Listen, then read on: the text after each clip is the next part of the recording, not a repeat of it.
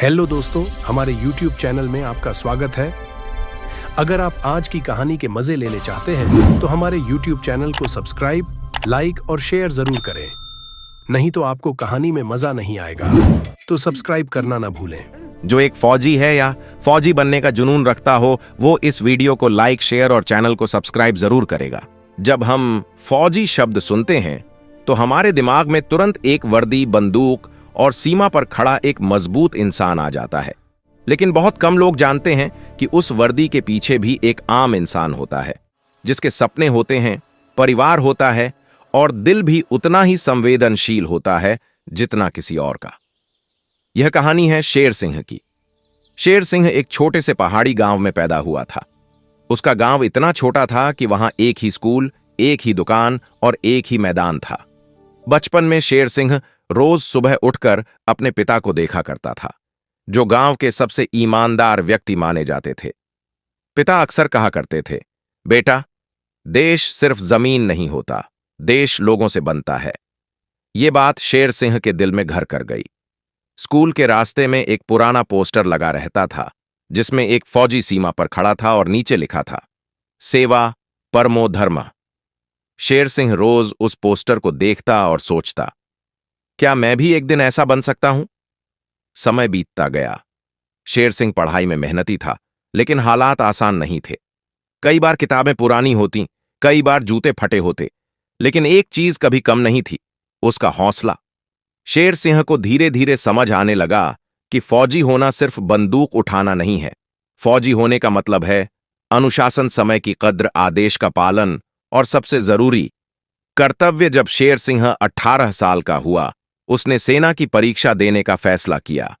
उस दिन उसकी मां ने बस इतना कहा, बेटा, अगर फौजी बनो तो अच्छे इंसान जरूर बने रहना।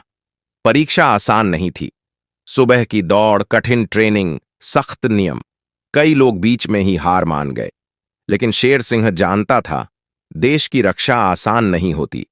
आखिरकार वह दिन आया जब शेर सिंह ने वर्दी पहनी। आईने में खुद को देखकर उसकी आंखें भर आईं। वह अब सिर्फ शेर सिंह नहीं था, वह अब भारत का सिपाही था। ट्रेनिंग के दौरान शेर सिंह ने बहुत कुछ सीखा।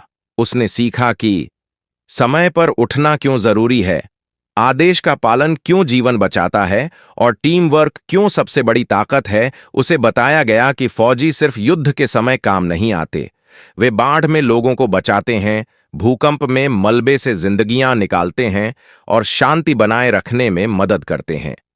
एक दिन ट्रेनिंग अफसर ने कहा, एक अच्छा फौजी वो नहीं होता जो सबसे ज्यादा ताकतवर हो, एक अच्छा फौजी वो होता है जो सबसे ज्यादा जिम्मेदार हो। यह बात शेर सिंह के मन में गहराई से बैठ गई। कुछ साल बाद शेर सिंह की पोस्टिंग सीमा पर हुई। वहां ठंड इतनी ज्यादा थी कि सांस लेना मुश्किल हो जाता था। कभी कभी हफ्तों तक घर से बात नहीं हो पाती। त्योहार सीमा पर ही मनते, बिना परिवार, बिना मिठाई। लेकिन जब भी शेर सिंह रात में चौकी पर खड़ा होता और दूर तिरंगे को लहराते देखता, तो उसे लगता, मेरा हर त्याग सार्थक है। एक बार शेर सिंह को छुट्टी मिली। वह गांव लौटा। लोग उसे देखकर गर्व से मुस्कुरा रहे थे।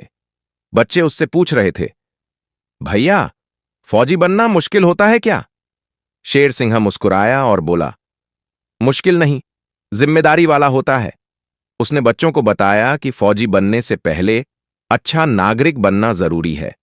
ईमानदारी, अनुशासन और देश के नियमों का पालन, ये सब हर इंसान कर सकता है, चाहे वो फौजी बने या नहीं।